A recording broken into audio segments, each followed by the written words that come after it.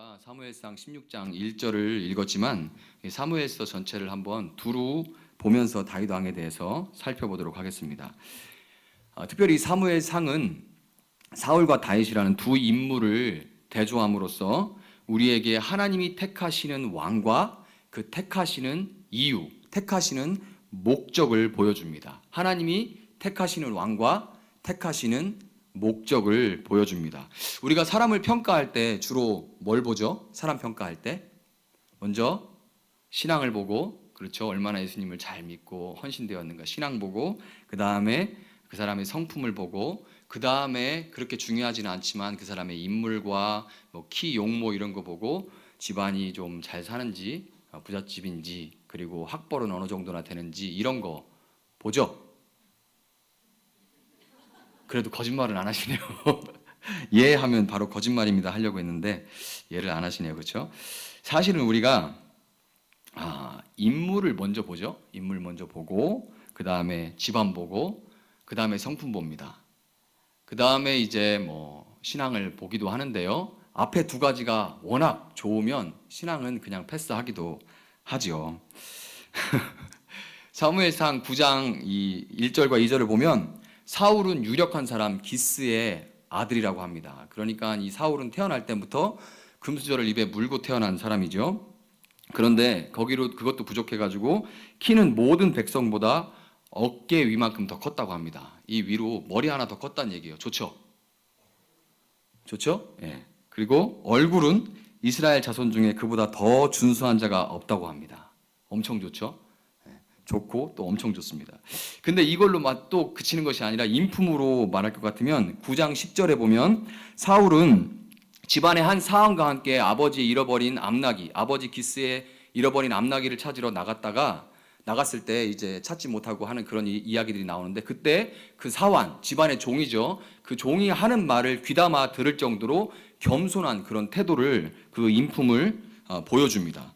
또 사무엘에 의해서 이스라엘의 왕으로 뽑혔을 때 9장 27절을 보면 불량한 사람들이 그것에 대해서 불만을 토로하면서 예물을 바치지 않는 그런 이야기가 나와요. 그런데 그때 사울은 그것에 대해서 이렇게 분노를 내거나 왜 나를 인정해 주지 않느냐 이렇게 표현하지 않고 자신과 의견이 다른 사람들을 포용하고 인내할 줄 아는 그런 모습을 보여줍니다.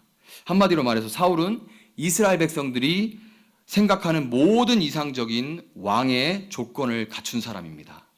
자, 반면에 다윗은 사무엘상 17장 12절을 보면 이새라는 촌부의 8명의 아들 중에 막내였어요. 사무엘이 그 이새의 집을 방문했을 때 7명의 형은 모두 집안에 있었는데 다윗 혼자 양치러 들판에 가 있죠. 자, 그것을 볼 때 다윗은 집안에서 천덕꾸러기였던 것 같습니다.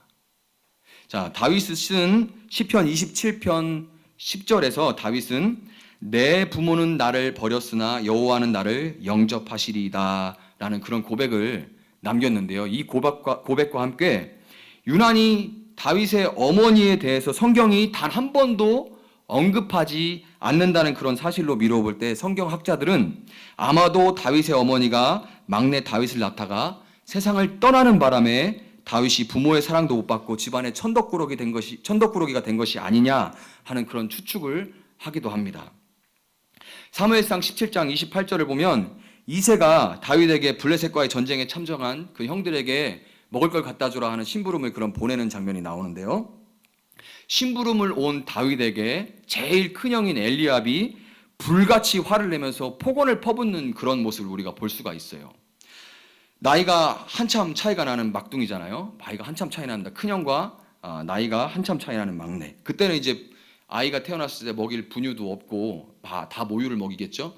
이 모유를 먹이면 아시는 분은 아시겠지만 이게 자연적으로 다 아기가 안 생기기 때문에 2년에 한 번 대충 아이를 낳는다고 해도 한번 따져보세요. 7명의 형이니까 대략 14살 차이 납니다. 큰형하고 다윗이랑. 그러니까 이 막둥이인 다윗을 마치 아들 대하듯이 귀엽게 그렇게 예쁘게 봐줄 수 있을 법도 한데 다윗 집은 그렇지 않죠. 저희 집 보면은 큰 애하고 막내하고 6살 차이 나거든요. 그런데 큰 애가 막내를 업어서 다녔습니다. 6살 차이 나는데. 그런데 14살이면 거의 어지간한 삼촌뻘이잖아요. 그런데 막둥이를 그렇게 정말 화를 내고 폭언을 퍼붓는 장면을 봤습니다. 이 다윗 집안은 결코 화목한 집안이라고 말할 수가 없어요. 여러분, 이렇게 집안 분위기 이런 집에 혹시 딸이 있으시면 딸을 시집 보내고 싶으세요? 집안 분위기 이런데. 아니, 다 보내고 싶은 표정들이십니다. 아니죠. 아니, 저는 절대 보내고, 저는 막내 딸이 있는데 절대 이런 집에는 안 보낼 겁니다. 그러니까 이 다윗은 왕은커녕 우리 중에 누구도 다윗의 출신이나 그 조건을 보고 그를 부러워할 만한 사람은 없습니다.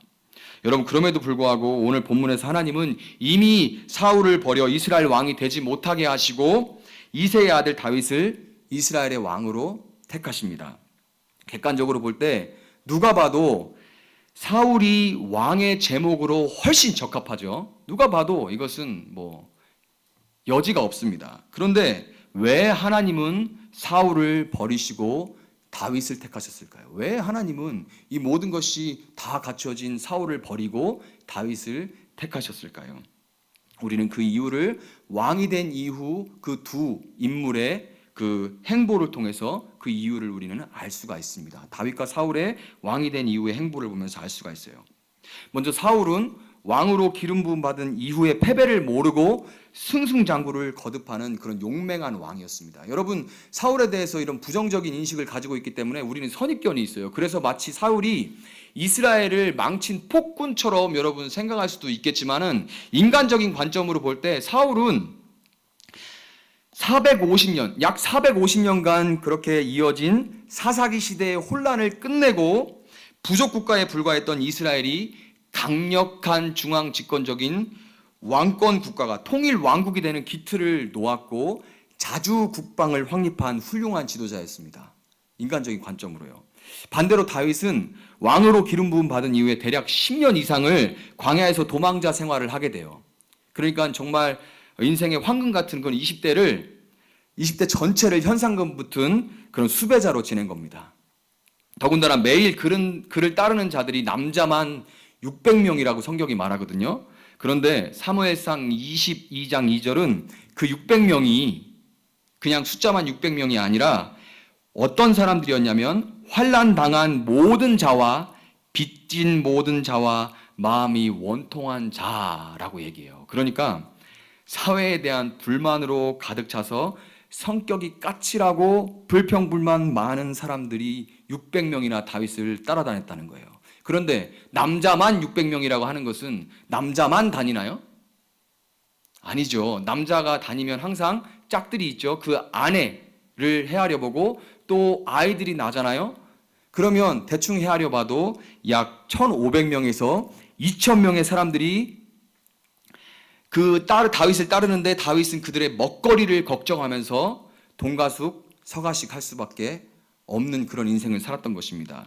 여러분, 추석 지난 지가 얼마 안 됐는데 명절에 음식 준비해 보신 분들은 식구들이 다 함께 모였을 때 한 끼에 먹어치워 없애버릴 수 있는 음식의 양이 얼마나 많은지 놀라 보셨을 거예요. 엄청나게 먹죠. 그런데 600명, 거기다 아내와 아이들까지 1,500에서 2,000명의 사람들이 몇 끼를 먹어야 되는 거예요. 그거 누구 책임이에요?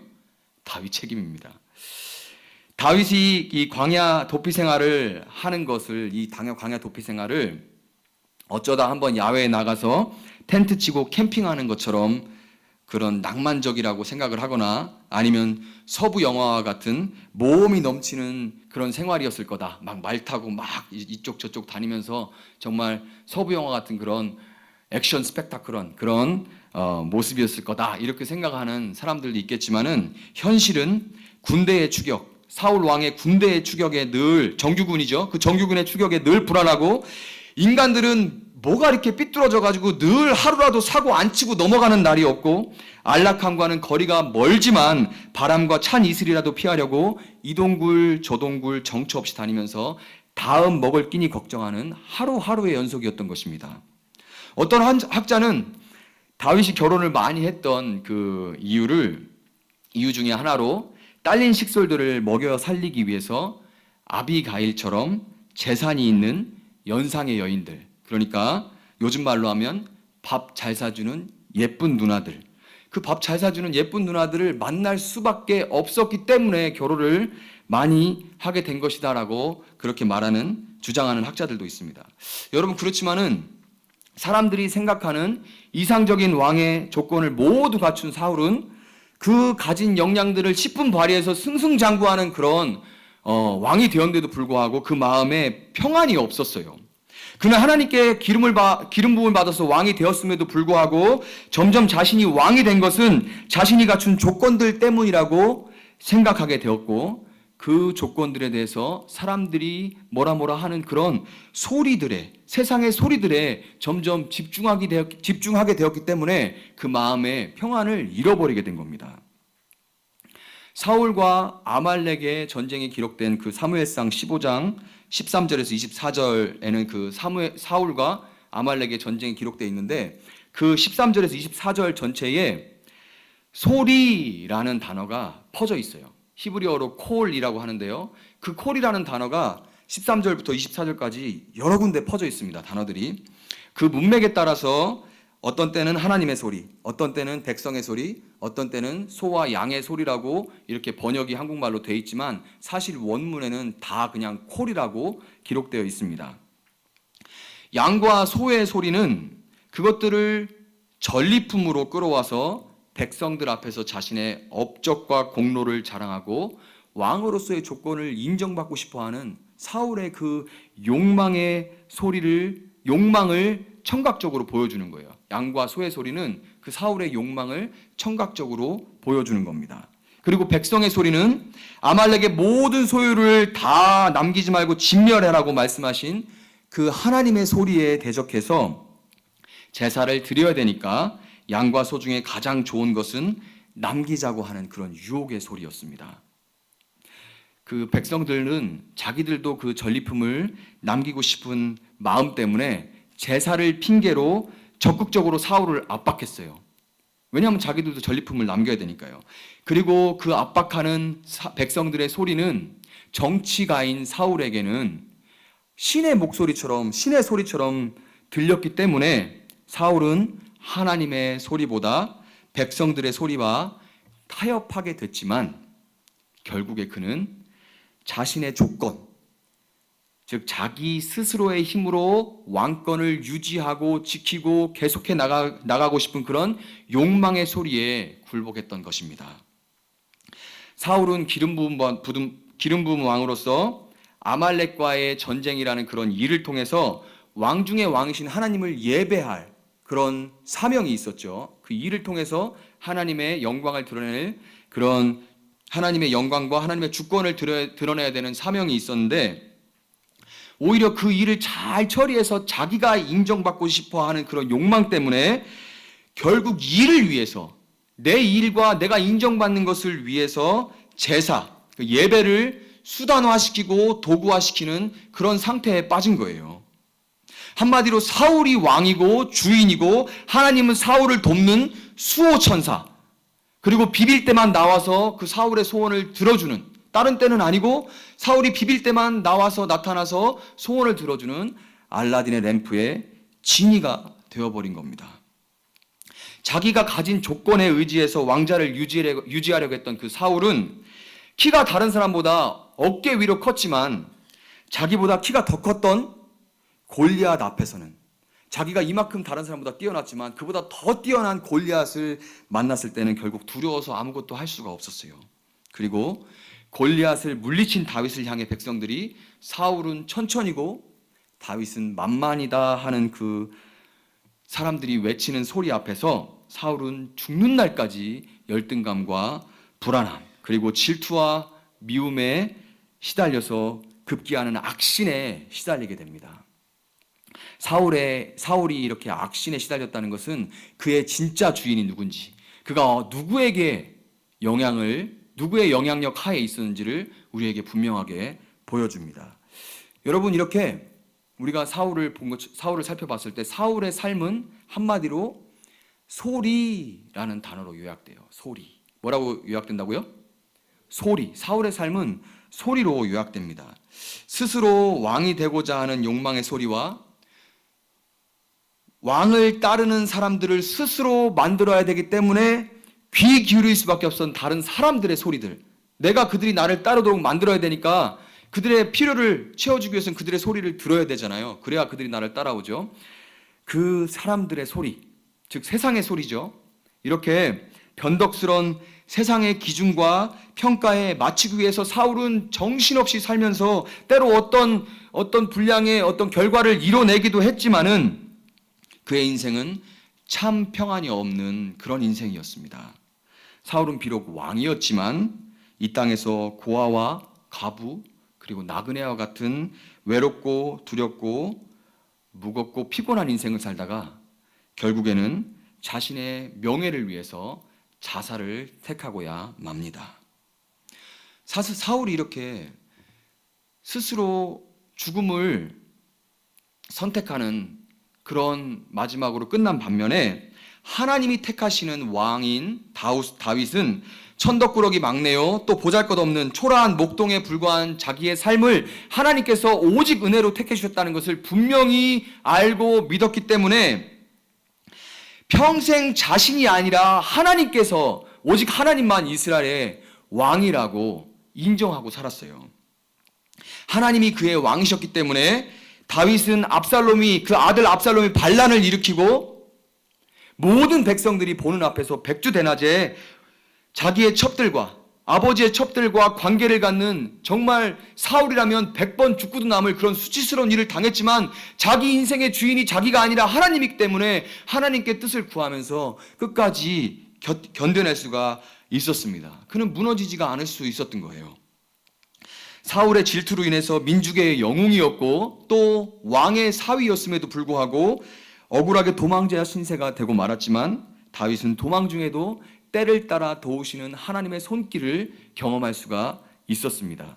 사무엘상 23장 15절에서 18절을 보면 하나님은 도망길에 지쳐버린 다윗에게 친구 요나단을 보내주셔서 그를 통해서 그를 위로해 주시고 소망을 주십니다. 그리고 사무엘상 25장에서는 다윗이 광야에서 나발이란 사람들의 양을 돌봐주었는데요.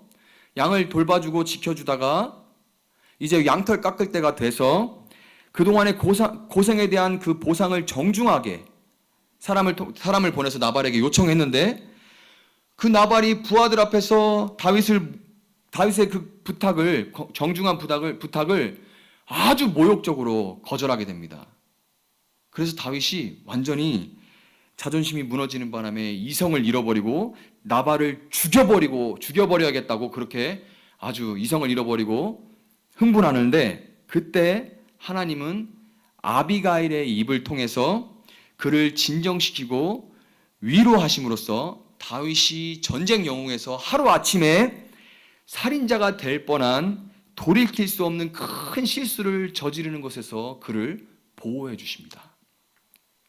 다윗은 왕으로 기름 부음을 받았지만 하나님을 자신의 왕으로 모셨기 때문에 비록 우리가 생각하는 그런 기적적인 방법들, 우리는 하나님의 도우심 이렇게 얘기하면 바로 어떤 기적들만 떠오르는데 그런 기적들은 아닐지 몰라도 일상의 삶 속에서 도우시고 인도하시는 하나님의 손길을 만나고 인정하고 감사할 수가 있었던 거예요. 이렇게 다윗은 일상에서 눈에 보일 듯이 시퍼렇게 살아 역사하시는 하나님을 경험하며 살았기 때문에 사무엘상 24장과 26장에서 두 번이나 원수 사울을 죽일 수 있는 기회에 자기의 그런 권리보다는 하나님의 뜻을 위해서 내려놓고 자기의 권한은 내려놓고 사울을 살려줄 수가 있었던 것입니다. 여러분, 다윗은 어떻게 그렇게 왕이었음에도 불구하고 끝까지 스스로 왕이 되지 않고 하나님을 왕으로 모실 수 있었던 것일까요? 어떻게 다윗은 끝끝내 자신이 스스로 왕 되지 않고 하나님을 왕으로 모시면서 살 수 있었을까요? 이거 중요하니까 한번 말씀을 한번 찾아보도록 하겠습니다. 사무엘상 23장 1절에서 4절 말씀입니다. 한번 찾아볼게요. 사무엘상 23장 1절에서 4절입니다.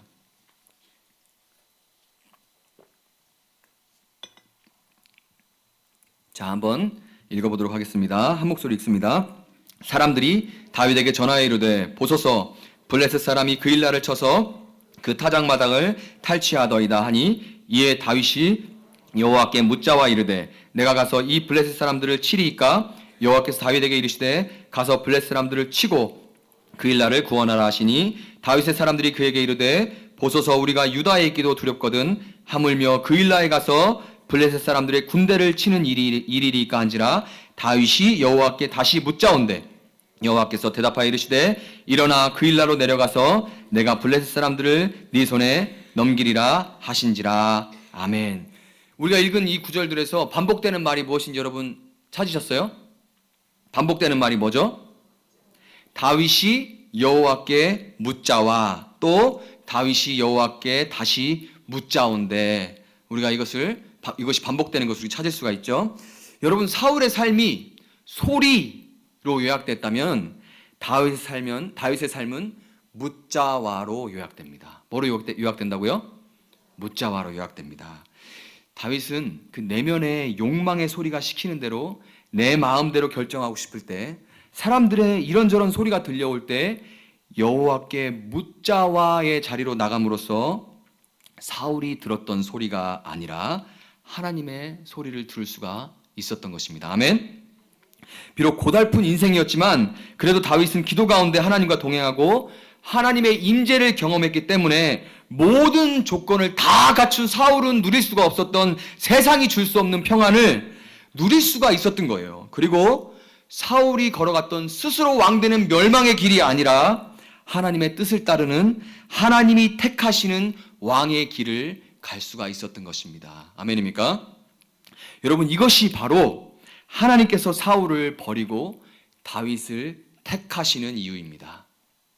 하나님이 우리를 택하신 것은 보잘것없는 우리 자신에게 기대하거나 의지하지 않고 우리가 가진 어떤 조건 때문이 아니라 오직 은혜로 우리를 왕으로 택하고 불러주신 하나님을 기대하고 의지하면서 묻자와의 삶을 살기를 원하시기 때문이에요. 고린도전서 1장 26절에서 29절은 이렇게 말합니다. 고린도전서 1장 26절에서 29절은 이렇게 말하는데요. 형제들아 너희를 부르심을 보라. 육체를 따라 지혜로운 자가 많지 아니하며 능한 자가 많지 아니하며 문벌 좋은 자가 많지 아니하도다. 그러나 하나님께서 세상에 미련한 것들을 택하사 지혜 있는 자들을 부끄럽게 하려 하시고 세상에 약한 것들을 택하사 강한 것들을 부끄럽게 하려 하시며 하나님께서 세상에 천한 것들과 멸시받는 것들과 없는 것들을 택하사 있는 것들을 폐하려 하시나니 이는 아무 육체도 하나님 앞에서 자랑하지 못하게 하려 하심이라. 아멘. 여러분 육체를 따라서 지혜롭고 능하고 문벌 좋은 자가 되어서 스스로 왕 대신 나 중심의 삶이 아니라 미련하고 약하고 천하고 멸시받는 그런 사람이 되어서 다윗과 같이 하나님께 전적으로 의지하고 그분의 인도하심에 따라서 하나님 중심으로 이 땅을 다스려감으로써 하나님 나라를 확장해가는 것, 그것이 하나님께서 우리를 왕으로 택하시는 그 목적인 줄을 믿으시기를 바랍니다. 아멘.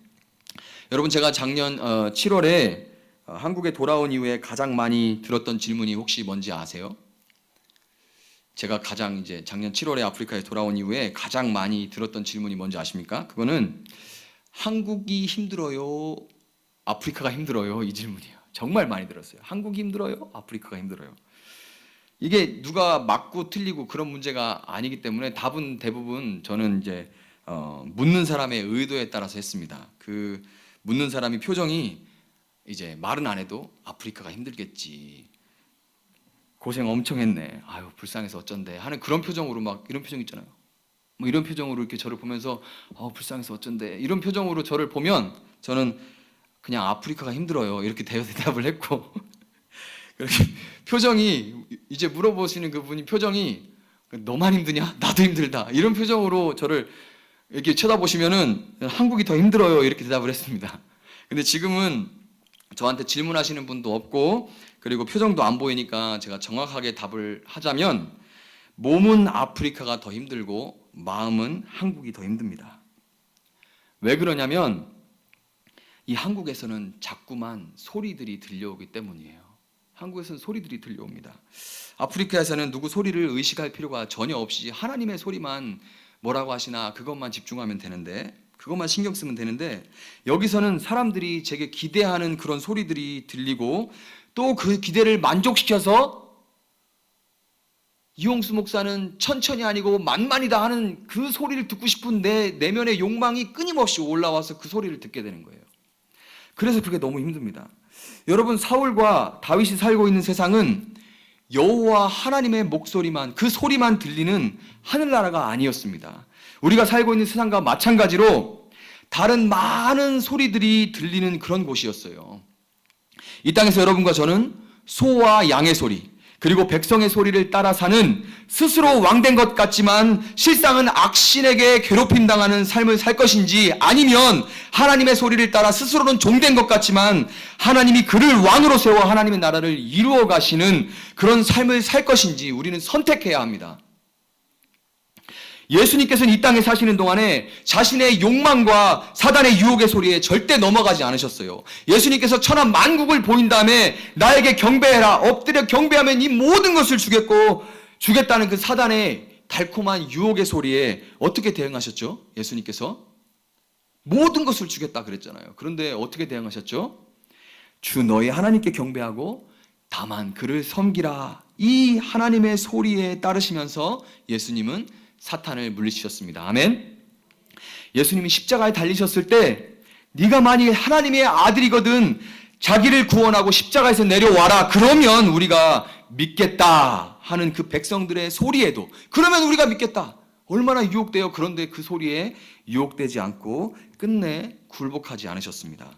예수님은 먼저 하나님의 소리에 순종하시는 본을 보여주시고, 요한복음 10장 3절부터 5절에서 볼 수 있는 것처럼 그분을 따르는 양들에게 오직 자기의 소리만 듣고 따를 것을 강력하게 요구하십니다. 제가 한번 읽어드릴게요. 양은 그의 음성을 듣나니 그가 자기 양의 이름을 각각 불러 인도하여 내느니라. 자기 양을 다 내놓은 후에 앞서가면 양들이 그의 음성을 아는 고로 따라오되 타인의 음성은 알지 못하는 고로 타인을 따르지 아니하고 도리어 도망하느니라. 아멘. 여러분, 혹시 그런 얘기 들어보셨어요? 왕이 되고자 하는 자는 왕관의 무게를 견뎌라. 이런 말 들어보셨나요? 여러분, 귀를 쟁쟁거리는 그런 욕망의 소리와 세상의 소리를 거절하고 하나님의 소리만 따르기 위해서는 대가를 지불해야만 됩니다. 고통과 상처가 뒤따를 수밖에 없어요. 하나님의 소리를 따르기 위해서는. 왜 교회 다닌다는 사람은 그렇게 많은데 교회가 사랑과 정의의 하나님이 다스리시는 하나님의 나라를 이 땅 가운데, 이 세상 가운데 맛보여주기는커녕 왜 교회가 이렇게 욕을 많이 먹고 있을까요? 우리는, 이 교회는 하나님의 나라를 세상 가운데 맛보여주도록 부름받았는데, 택함받았는데 왜 오히려 욕을 먹고 있을까요? 믿는 우리가 먼저 하나님의 소리인 그 진리의 말씀에 다스림을 받기보다는 교묘하게 말씀을 왜곡해서 자신의 욕망의 소리와 타협시키고 주변 사람들과 환경의 소리에 그 부합하기 위해서 용기를 얻는데, 또 그게 잘 안 될 때 그냥 지친 나를, 그 소리를 잘 한번 좋은 소리를 들어보려고 노력하는데 잘 안 될 때, 그래서 지칠 때 위로를 얻는 도구로만 진리의 말씀인 하나님 말씀을 이용하기 때문이에요. 여러분, 우리를 왕으로 택하시는 하나님이 만들어 가신 하나님 나라는 고난을 통해서 전파되는 나라입니다. 고난을 통해서 전파되는 나라예요. 예수님은 하나님의 말씀에 순종하기 위해서 십자가의 고난을 참으셨습니다. 예수님이 십자가에 돌아가신 다음에 제자들이 다 낙담하고 두려워서 그 집에 숨어 있었죠. 방에 숨어 있었는데, 그때 그들이 용기를 얻을 수 있었던 것은 무엇 때문이죠? 여러분, 그 제자 중에 의심 많은 도마가 의심하고 있었는데 그 의심이 확신으로 바뀔 수 있었던 것은 무엇 때문입니까? 그것은 예수님의 몸에 남아있는 고난의 흔적 때문이었습니다. 그 고난의 흔적을 보았을 때 도마의 욕망의 소리는 예수님의 그 고난의 흔적을 보면서 느껴지는 그 예수님의 사랑의 소리에 음소거가 되어버렸고, 제자들을 두렵게 만들었던 그 세상의 소리는 고난 뒤에는 반드시 부활이 있다는 큰 기쁨의 소리에 묻혀버리게 되었던 것입니다. 아멘입니까? 여러분, 사무엘상 24장 5절에서 다윗은 볼일을 보려고 자기가 숨어있던 동굴에 들어온 사울을 죽일 수가 있었지만 마음속에 들려오는 하나님의 소리를 듣고 그 마음이 찔려서 자기 손으로 원수 갚는 것을 내려놓고 포기하고 하나님의 손에 맡기게 됩니다. 그 소리가 그 마음을 찔렀기 때문이라고 성경에 나와요. 여러분, 이렇게 하나님의 소리에 찔려서 내가 받은 대로 갚아주고자 하는 그 욕망의 소리를 뿌리칠 때 마음에 남은 고통의 흔적들, 기껏 살려줬더니 다시 다윗을 추격해오는 사울 때문에 계속되는 그런 광야 생활로 인한 삶의 고통의 흔적들, 이 흔적들을 통해서 하나님의 나라는 이루어지는 겁니다. 스스로 왕된 사람이 대단한 조건을 가지고 대단한 일을 성취한 것을 볼 때 세상은, 사람들은 놀라고 심지어 그 사람을 뒤따르기도 해요. 하지만 그것이 사람들을 변화시키지는 않습니다. 여러분, 발레리나 강수진 씨라고 아실 거예요. 그 강수진 씨의 발레 연기는 정말 숨막힐 만큼 놀라운 연기고 사람들을 정말 깜짝 놀라게 하고 환호를 지르게 하지만 우리의 그 사람들이 게으름을 뉘우치고 돌이키게 하는 것은 고통스러운 연습으로 인한 강수지 씨의 못난 발입니다. 우리가 이 사실에서 볼 수 있는 것처럼 하나님이 택하시는 왕은 힘으로 세상을 변화시키는 것이 아니라 왕 중에 왕이신 하나님을 따라서 세상을 끌어안고 품고 인내하다가 얻게 되는 고난의 흔적으로 세상을 하나님의 나라로 변화시켜 가는 것인 줄 믿으시기 바랍니다. 아멘. 말씀을 맺도록 하겠습니다. 여러분, 아담의 옆구리에서 취한 그 갈빗대로 하와가 지어졌듯이 예수님의 창에 찔린 옆구리에서 흘리신 물과 피로 교회가 지어졌습니다. 예수님의 물과 피로 씻기고 새 생명을 얻은 교회된 여러분은 이미 달과 같은 왕으로 묻자와의 삶을 살 수 있는 존재가 되었음을 여러분 반드시 여러분 마음에 새기시길 주님의 이름으로 축원드립니다. 오순절에 임하신 성령이 고난의 흔적을 가진 초대교회를 통해서 하나님의 나라를 확장하기 시작하셨듯이 오늘 하나님의 소리를 따라서 고난의 길을 가는 여러분에게 성령이 충만하게 역사하셔서 여러분을 통해 여러분의 가정과 일터와 삶의 현장에서 하나님의 나라가 확장되기를 주님의 이름으로 축원드립니다. 우리 함께 찬양을 하고 기도하는 시간을 갖도록 하겠습니다.